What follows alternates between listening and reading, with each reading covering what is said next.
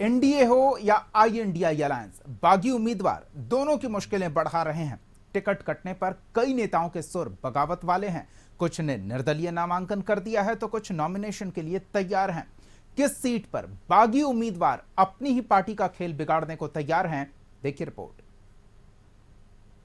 लोकसभा चुनाव के लिए पहले चरण का मतदान 19 अप्रैल को है।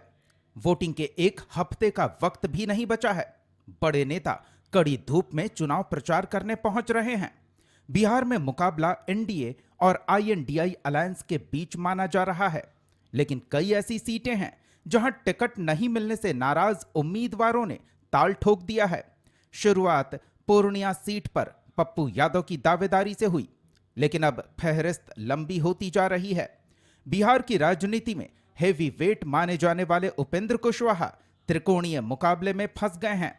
काराकाट सीट पर पहले मुकाबला एनडीए और महागठबंधन की तरफ से सीपीआई एमएल उम्मीदवार राजाराम सिंह के बीच माना जा रहा था, लेकिन अचानक भोजपुरी स्टार पवन सिंह मुकाबले में आ गए।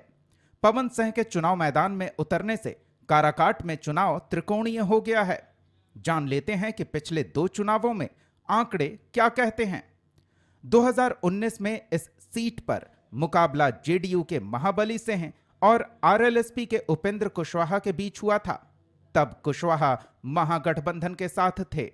जीत महाबली सिंह की हुई थी, जिन्हें 3,98,000 वोट मिले थे। वहीं उपेंद्र कुशवाहा 3,13,000 वोट के साथ दूसरे नंबर पर रहे थे।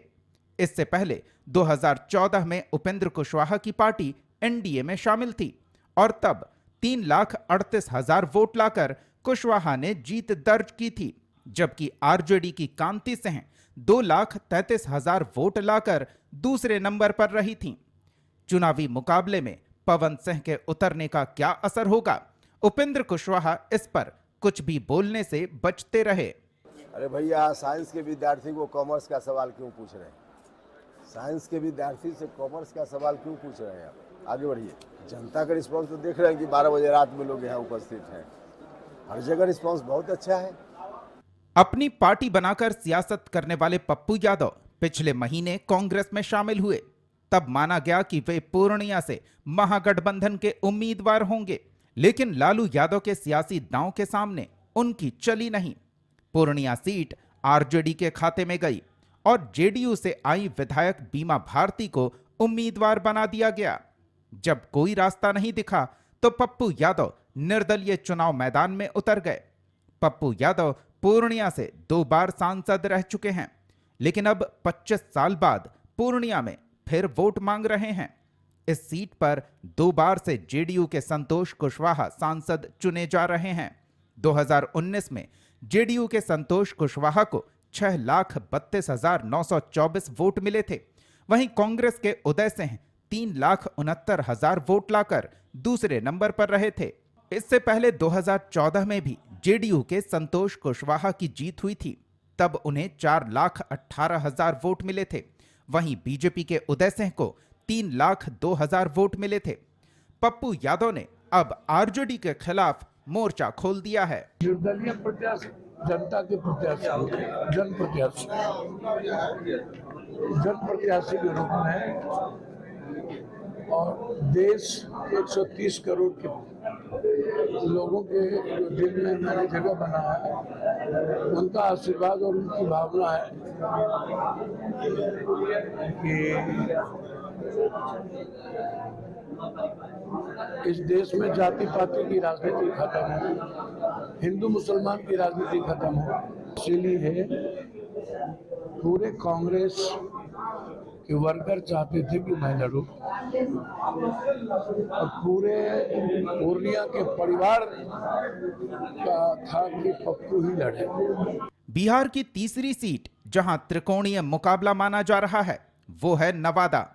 उम्मीदवार हैं बीजेपी के विवेक ठाकुर, आरजेडी के श्रवण कुशवाहा और निर्दलीय विनोद यादव। दरअसल विनोद यादव बाहुबली राज वल्लभ यादव के भाई हैं। कयास लगाए जा रहे थे कि नवादा से राज वल्लभ के परिवार का कोई सदस्य आरजेडी का उम्मीदवार होगा, लेकिन जब श्रवण कुशवाहा का नाम फाइनल हो गया, तब विनोद यादव ने बगावत शुरू कर दी और निर्दलीय चुनाव मैदान में उतर गए। 2019 में एनडीए में सीट बंटवारे में नवादा सीट एलजेपी के खाते में गई थी और पार्टी ने चंदन सिंह को उम्मीदवार बनाया था, जबकि आरजेडी ने बाहुबली राजवल्लभ यादव की पत्नी विभा देवी को चुनाव मैदान में उतारा था। चंदन सिंह ने बड़े अंतर से यह सीट जीती थी। इससे पहले 2014 में बीजेपी के गिरिराज सिंह ने राजवल्लभ यादव को 1,40,000 के बड़े अंतर से हराया था। अब राजवल्लभ के परिवार के तीसरे सदस्य चुनाव मैदान में हैं। विनोद यादव को पार्टी के 2 विधायकों का समर्थन भी मिल रहा है। हम आप लोग से एक ही चीज कहना चाहेंगे कि सदैव आप लोग का, हमारे पूरे परिवार का के साथ और समर्थन प्राप्त होते रहा है। बहुत आप लोग किए हैं हमारे परिवार के लिए। सदैव आप हमारे सुख दुख में खड़ा रहे हैं और इसके लिए सदैव तमाम जिंदगी आप लोग का हम लोग ऋणी रहेंगे। इन 3 सीटों के अलावा निर्दलीय एमएलसी सच्चिदानंद राय ने महाराजगंज से चुनाव लड़ने का ऐलान कर दिया है। वजह बताई है जनता को बेहतर विकल्प देना। सच्चिदानंद राय 2 बार एमएलसी रहे हैं, पहली बार बीजेपी उम्मीदवार के तौर पर और दूसरी बार जब बीजेपी ने समर्थन नहीं दिया तो निर्दलीय चुनाव मैदान में उतरे और जीत हासिल की। महाराजगंज राजपूत बहुल संसदीय क्षेत्र माना जाता है। 1957 में लोकसभा क्षेत्र बनने के बाद 14 सांसद राजपूत जाति के रहे हैं। जातीय समीकरण में राजपूत के बाद दूसरे नंबर पर भूमिहार वोट माना जाता है। सच्चिदानंद राय इसी जाति से हैं। पिछले 2 चुनाव से यहां बीजेपी के जनार्दन सिंह सिग्रीवाल जीत रहे हैं। महागठबंधन की तरफ से उम्मीदवार के नाम का ऐलान नहीं हुआ है। सच्चिदानंद ने सभी से समर्थन की अपील की है। तैयारी मोड में चला जाता हूं, इंतजार करता हूं।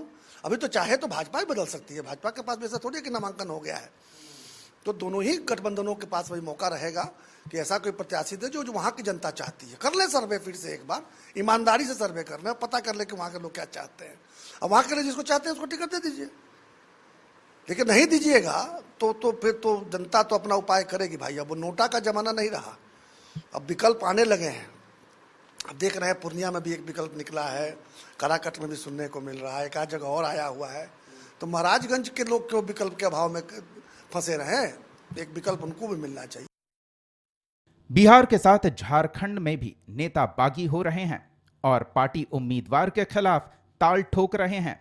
पिछले लोकसभा चुनाव में जिस एक सीट पर जेएमएम की जीत हुई थी, उस राजमहल सीट से पार्टी विधायक लोबीन हेम्ब्रम ने निर्दलीय चुनाव लड़ने का ऐलान कर दिया है।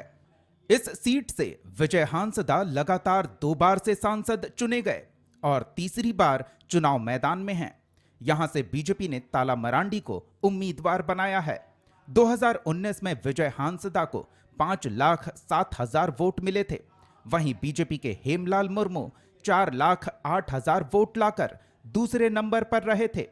इससे पहले 2014 में भी विजय हांसदा ने हेमलाल मुर्मू को हराया था।